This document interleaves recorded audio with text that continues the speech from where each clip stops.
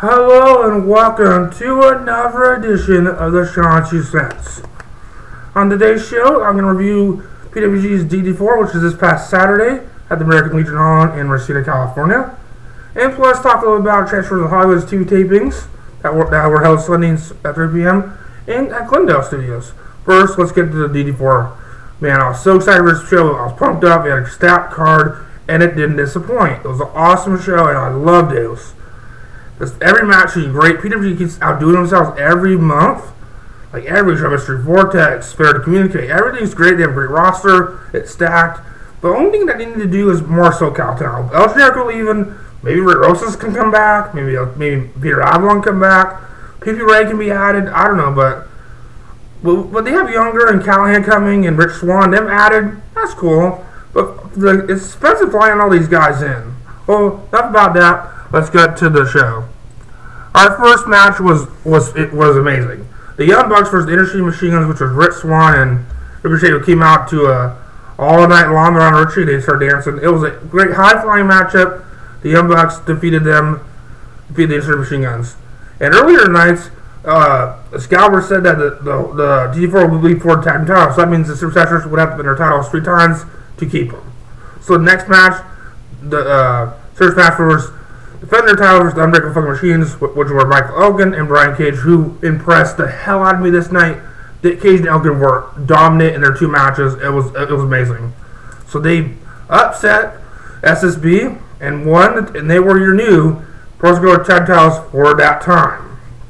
And the next match was Future Shock versus the Dojo Bros, which had some comedy to it because Roger Shaw chopped Adam Cole in the dick, which started a lot of chopping and dick jokes.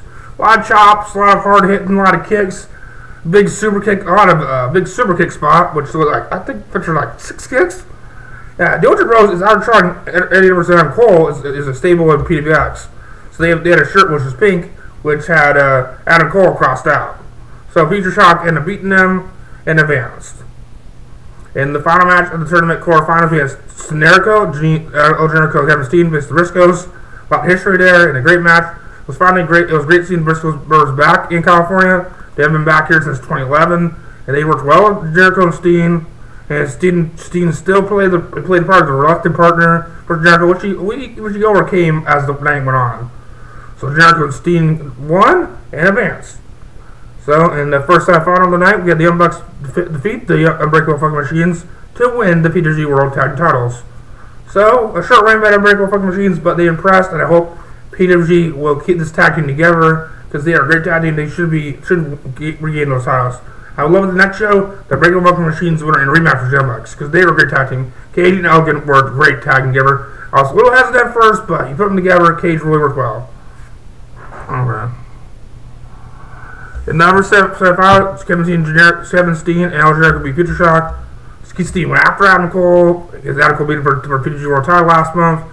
So Steen got better revenge as they defeated Future Shock to earn the last spot in the finals.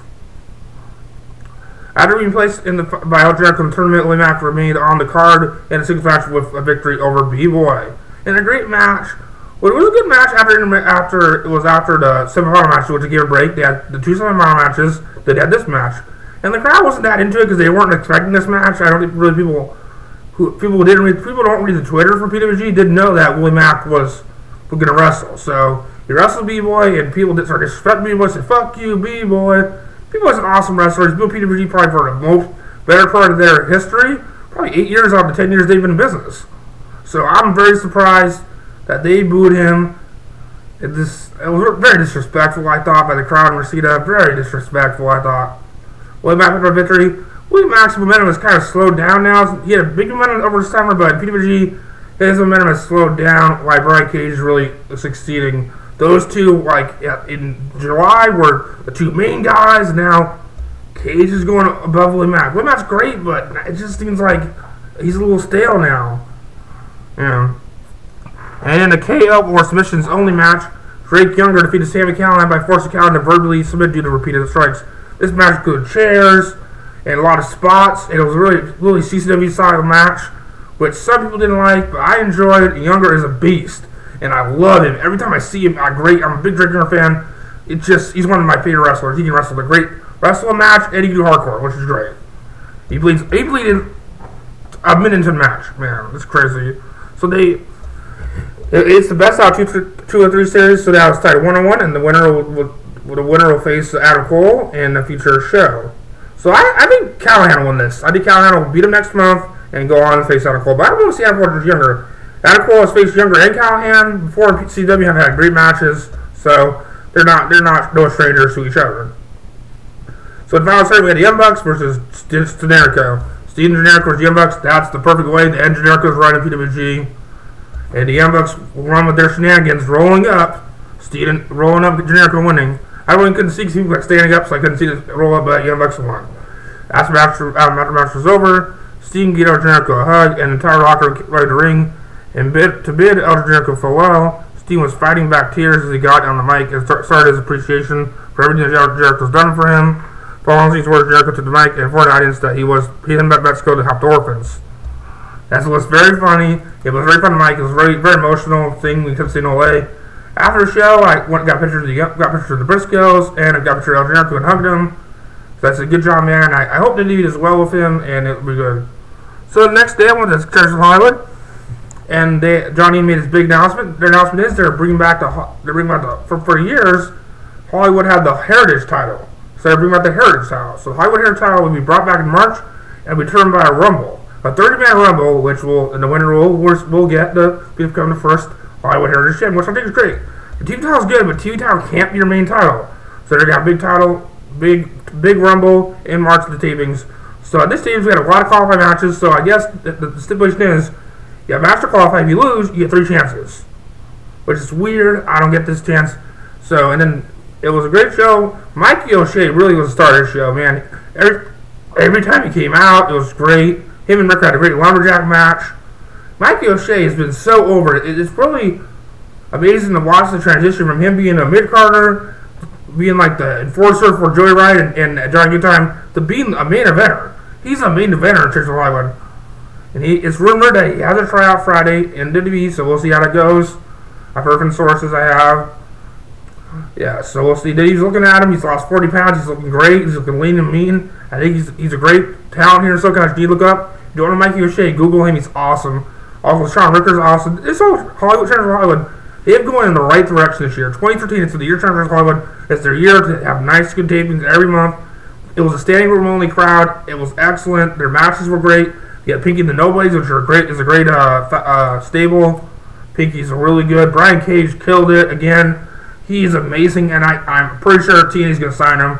He's going to go to the judges next Thursday after the gut show match he had Bradley. I don't know how it was 3 minutes, but he has more talent in him. And in the searches matches that he had in WWE, I can't believe they let this guy go. Man, they let this guy go, and he's gone on to really seize the moment here. He sees California. He's really Brian Cage probably the top star. He's going to dominate in his Dragon Gate debut in the fray. I think he'll win the fray, Goblin Fray. Brian Cage, I wouldn't be surprised if he faces Dragon Gown. Him versus Dragon Gown would be a great match at Dragon Gate USA. So yeah, Jason was great. Saw some great friends. So if you're ever in Glendale, your Sunday looking for a good time, 3 o'clock free. So next month we'll have a free show. I think they made the Rumble in March, so in February they can see who they can get. If they can get Cole Cabana to come back and see if they can get him. See what stars. We had probably like 10 people qualify for a Rumble. I don't know. I can't remember lost count. I'm gonna lose count for all the qualifying matches they had. It's like every match was a qualifying match. So yeah, Church of Hollywood continuing a great number set tapings, which was fantastic. So yeah. So another great week of wrestling. Had 3 shows. The Teen Brothers Weekly Showcase was great. PWG was great, and this was great. So on this Thursday, I'm going to showcase with famous people Jake Cabrera and the contenders match for TV title. Also, we have. Let me see. Let me pull this little card here.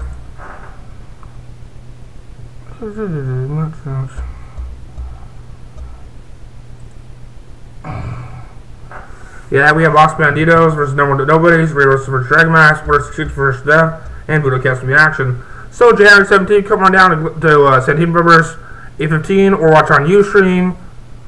This message really chaos about it, but this is an awesome show. It's only $10 to get in. You're donating to the Wrestlers and stuff. So it's a great show to get into. It's only in Bell Gardens, so if you live close, you have them do it Thursday night. It's a great place to go. I love it. It's awesome. And also Saturday, will be at the LPAD Panini Dome. LPAD Merchants is bringing Bobby Lashley to face Brian Kendrick in an awesome match, which we can't wait for. So come on down to LPAD Panini Dome, which is in Huntington Park, California. Just Google LPAD Promotions on Google. So then we have Dragon Gate coming here next weekend, the weekend after next, which will be Santa Maria, California. First night with Vendor Pro doubleheader. Then we have Dragon Gate USA Saturday and Sunday at Tap Out. So finishing a great weekend of wrestling, great month of wrestling in January. I'm loving this. I love being a wrestling reporter and doing these web shows. It's great. So, and also check out my podcast on SoundCloud.com. I recorded my first podcast with guest Phoenix B, who was sitting right here. We talked about an hour about Dragon Gate USA and everything. So yes. So yeah, great excited for dashawns2cents. dashawns2cents is doing good. I'm looking forward to this year. This year's going great for me so far. The videos have done good. The interviews are doing good. So, and also I'm looking for a co-host for the podcast, for my second podcast. So hit me up if you're in the area and if you know me, want to be part of it. Always looking for co-hosts. Always looking for interviews. So if you're a wrestler that's watching this, hit me up if you want an interview. Come down to Bellflower, California, where I live. We'll do an interview here, or we can set up somewhere else. I don't drive, so you have to pick me up. So yeah, if anyone wants to do it, or promoters, anybody, if you're all interested, hit me up. dashawns2cents at Gmail. I put the dashawns2cents@gmail.com. I'll put the email in the description. Hit me up if you're interested in everything. Anything wrestling related, just email me up. I'll promote anything here. So that's my email for my business email. So hit me up there, and I'll reply to you good. And if you're not my friend on Facebook, just hit me on Facebook. So enough plugs for now. Make sure to like this video and subscribe. Peace.